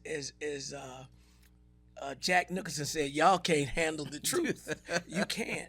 So as we say, getting back to this, the things that are going over there in Iran, ladies and gentlemen, I'm begging you, and I don't beg anybody. I'm begging you, if you're not registered to vote, please go get registered to vote. If you never ever voted in your life before, please vote for us. True story. Grandmother took me down south to Alabama because that's where the persons are from, but we stopped in Mississippi. We went to, oh my God, I'm having a senior moment. They got assassinated in his driveway. Medgar Evers. She stopped and took us. My grandmother took me there and said, I want you to see the blood. And ladies and gentlemen, the blood is still there. They preserved it. It's still there. My grandmother said, I want you to understand about your vote. Ladies and gentlemen, this is that time to understand your vote counts. We got to take back the House. We got to take back the Senate. If we don't, you are doomed. And your children will be asking you, what did you do? Roy and I and Darwin are here now speaking truth to power. You got to go out and speak truth to power. But more importantly, we need action. That's right. You know, Darwin, you had Dr. On your last show just prior to us coming on. Dr. Liverman. Dr. Liverman, thank you. And he talked about, you know, him, and it's funny talking about picking them potatoes and everything. But see, that is part of history, and that's what we're going through. What he talked about, it kind of like it's funny how what he talked about, and we're talking about an issue that people think is over there, but just like Joe said, this is over here, because there are things that's being worked out and done, not only because of the Epstein file, but also because of what is coming together. And so these are things that we look at, and these are things that I can't agree with Joe anymore. We got to get out and vote, because if we don't, I always say this term, you can cancel Christmas. That's it. That's the bottom line. And see, people are really realizing too, look at the pain at the pumps. Yes, sir. Now. Yes, sir. Yes. Yes, I sir. mean, and in the food store, the stores. In the stores. Yes, sir. But let's talk about what are some of the consequences of war back here. Oh, you want to start with what is that? The Dingle? Is that the Dingle Veterans? Debbie Dingle Veterans Administration. Yeah, let me tell you something. John Dingle. John Dingle. I was there 2 weeks ago. I worked with a group of us, and we talked to veterans that are talking about committing suicide. Ladies and gentlemen, I've talked down at least 17 G.I. Joes and Janes that were going to put a gun to their head and take themselves out because of the post-traumatic stress syndrome. We used to call it shell shock when I was in the military. They always keep coming up with these new acronyms. Yeah. Post-traumatic stress disorder now. Yeah, now that's what it is. Listen, it's shell shock. It's simple as that. Yeah. We're having problems, and the thing about it is just like now, this ICE in them. They're hiring a lot of guys that came from Afghanistan war, the Iraqi war, but don't have the skills. But they're allowing them to bring that war mentality to the streets without the education. And Joe, the other thing is what upsets me when we talk about veterans, because, you know, I was part of Disabled American, well, I am part of Disabled American Veterans, but what Trump said about our soldiers that were lost, that gets me, because, you know, that happens. Wait a minute. I'm even more angry or pissed off about. I'm not a sucker or a loser. John McCain, whether he was a Republican, is a real American hero. Right. Kamisha Gant, Judge Kamisha Gant's father, Papa Gant. I love that man. When I met him, he was a prisoner of war in Vietnam. That man sat down with me and had a conversation for 45 minutes, what he went through and what he's going through afterwards. People, you don't know what happens to us veterans. We come here and everybody says to us, now, thank you for your service, just because I got a hat on. Right. Prior to that, they wouldn't even speak to me coming into a store. Right. That's the problem I have with us. Be kind to us. Help us. Now, But Joe, you know, the other thing is, what? In order to understand what a veteran has went through, you have to walk in a veteran's shoes. But if you got out of it because you said you had knee spurs, bone spurs, whatever, how you gonna sit up here and say what a veteran's going through, or that happens, you know? No, it just doesn't happen. Or they suckers, you know? But they don't understand what you go through. And see, it's not just. Let me tell you something. You asked me about some things that happen with veterans. Let me keep this real with y'all. I got 2 daughters, 151, 147. You know, you hear about G.I. Joes being estranged from their kids. For several years, they were estranged because they didn't know who I was, where I was at, and what I was doing. They just knew that their daddy wasn't there. And we are trained to sacrifice the few for the many. So in other words, if we got to sacrifice this building, this city, this block for the rest of America, this gentleman here, and we can make that call and live with it and fall on the sword for it, because that's what we do. People don't understand. Those were some great years that I didn't see maybe a particular graduation, a sweet 16 birthday, my daughter going out and doing, or that first guy that she brought home. I didn't get a chance to go scare his behind, let him know. But when I met him, when I came home, I went and scared him. You scared him. I scared him. It was just a delayed scare tactic. Delayed scare. These are the things that we missed, that we didn't do, because we're really protecting and serving. I have been in situations out in the street when something is. I was in a bank about 25 years ago, and it was being robbed. And the guy, I walked up on the guy and said, "You really want to do this?" He put his gun down in the bag and ran out the store. And the management and them asked me, "Well, we need to give you something, whatever." I said, "Hey, the money that I was gonna pay, because y'all said a check bounced, and this was 30 years ago, a check bounced. I want you to put my money back in my account." You know, that's what you can do. But for you me. know what, Darwin? That goes back to he training. did something, and now they want to reward. Well, he already did it, Right. and that goes back to what the question that you asked and how we express that. Yeah, and we go through things that you have no idea that we go through. There's pain. I don't like this chair. Okay, I'm in this chair. Okay, I'll be here. This is the most I'm gonna be in here is an hour. Because after that, yes, I need you to take a break so I can go get up and stand on that wall, so I can straighten up that sciatic nerve and everything that's going on here. Y'all don't know the pain that we get. And then when y'all say about me, well, Joe snaps or whatever, Joe has zero tolerance for BS, because I know what's really out there. I know what's out there. I know, and I know what this country has done, because some of that I have been a part of it to other countries. I know what we're doing. So when I see something, I can look at, that's not what they're doing. Quiet is kept. The morning of 9/11, when that happened, I was laying in bed, and my wife said, 9/11, and the thing I woke up and said, what is our government doing today? That's what I woke up and said, because I know some things. When 9/11 happened, everybody go back, check the video. I was telling Roy in the green room, go back and check the video from Fox, not CNN, MSNBC. Go back and check the one from Fox. That's before they got crazy in terms of the cable vision. They show, before those planes hit, you will see some lights flashing in those buildings, okay? That's for an implosion when you're getting ready to bring a building down. There was a 4th building that went down, and they paid the owner of that building $4 billion. His building never got hit by a plane, but yet it came down.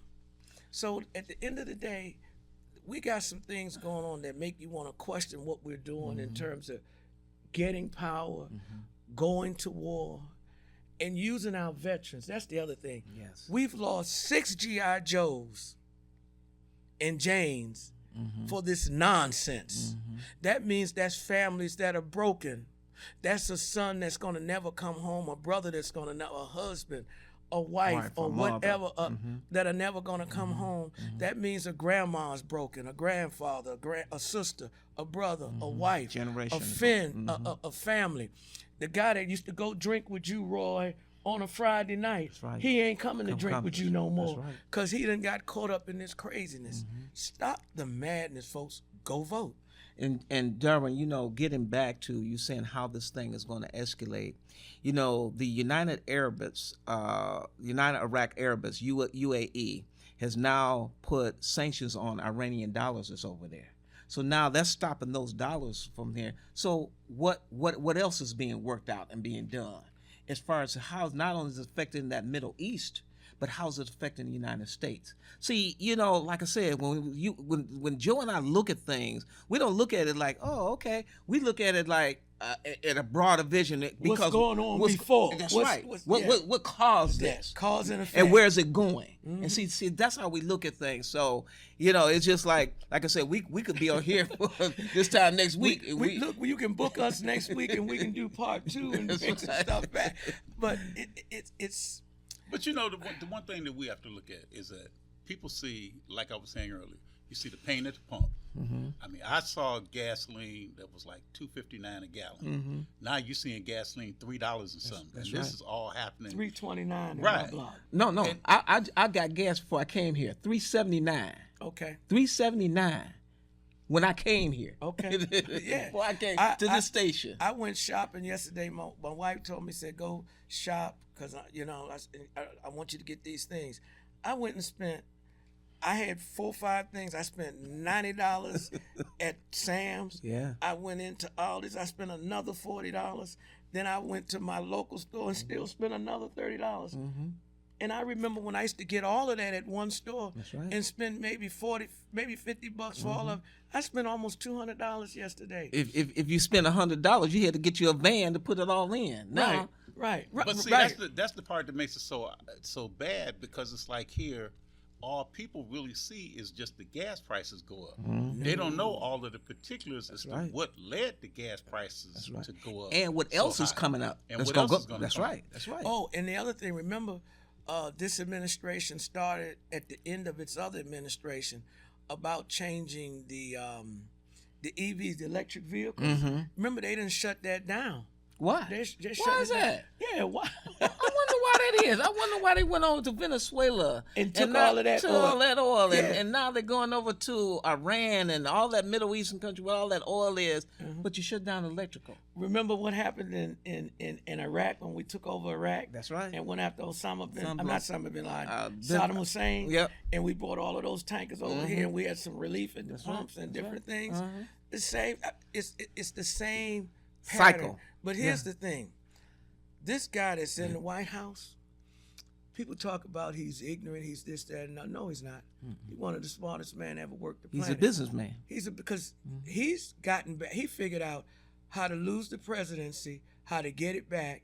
Now he's making sure that he's staying. Remember, he said, "If you reelect me this time, you won't have to worry about an election." Told those- and what yeah, he's told the moving, and clergy. folks, Mhm. do this for me. I know a lot of us don't read, and I'm not talking about just black folk, as they try to make it out. A lot of people don't read. I don't care what ethnicity you are.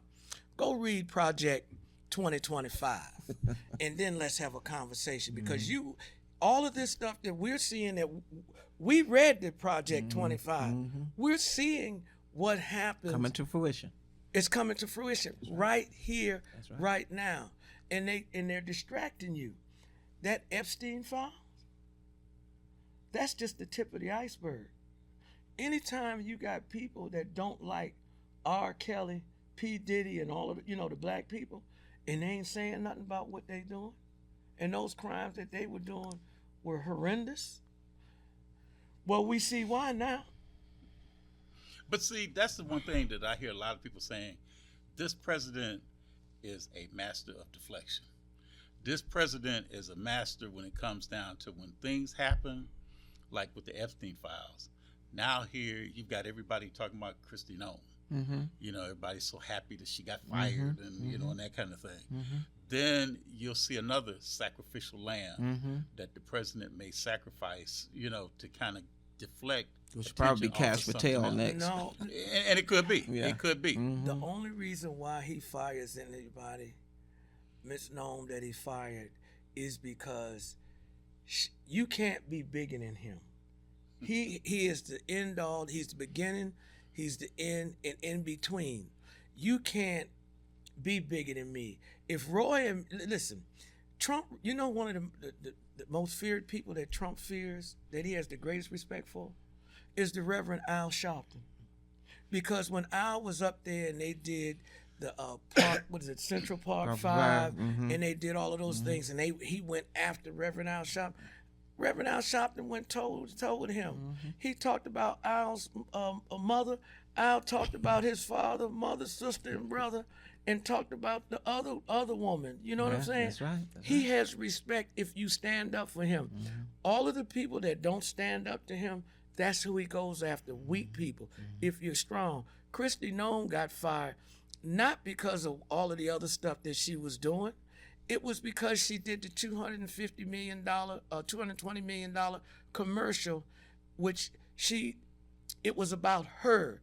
Anything that you do, it has to be about the President Trump. What did they say about the soldiers? They said they didn't say nothing about the soldiers' death. It was like, oh, y'all trying to make the president look bad. Right. I'm like, okay. Or just like they go after. So remember Sergeant Johnson, the 4 guys that got killed in Chad, and the president was talking to his wife in the limousine, and he talked real nasty to her. Folks, let me give you the background. Chad is a country over in Africa that's on the Sahara Desert. And when I say whenever we go over there to do any kind of special ops stuff, when I say they have our back, they gonna have our back. When President Trump at the time, when he got first elected the first time around, he put them on the no-fly zone. Those black presidents of those countries over there, they ain't no punks. They don't cow down. They don't bow down. So they said, okay, we're not going to protect your soldiers. That's why those 4 soldiers got killed. If they had not put them on the fly zone, my brothers would have been here today. Trump has never served, doesn't understand what we went to, doesn't understand the pain. I just looked at my phone during the commercial. Evidently, there's some veterans out there listening to this show, because they said, tell them, Joe, and when you get off the phone, call me, because they're having issues with all of this. Y'all got to remember, this war and all of this, y'all that are civilians, this is just a war, okay, it'll be over with. For Roy and me, it's a way of life. It affects us differently. Yes, sir. Roy is going to go somewhere today, and he's going to be sitting in his car. I'm going to be sitting in my car, and we're going to be like, wow. We're going to have a moment that y'all don't need to see. We watch this issue from a whole different perspective Yes, than most people. yes. And at the end of the day, ladies and gentlemen, if you love America, if you believe in America, if you want America to stand for something, get out and vote. Because let me just tell you something. When they say make America great, see, most people don't understand make America great wasn't started by Republicans, it was started by Democrats. Make America great was about when a white man speaks, everybody listens. We need to go along to get along. They talking about wiping out the 13th, 14th, and the 15th amendments, which gave us freedom, the right to vote, so forth and so on. They're coming for black folk. They're getting rid of black folk. The first People of color. And if they get rid, let me just tell you this about white supremacy and what's going on. If I get rid of a few of my white people, my people, to accomplish getting rid of all of these people, then so be it. So the people that he's getting rid of at the State Department, the air traffic controllers, we can go on and on and on. And if it's a few white folk that's in it, that's fine.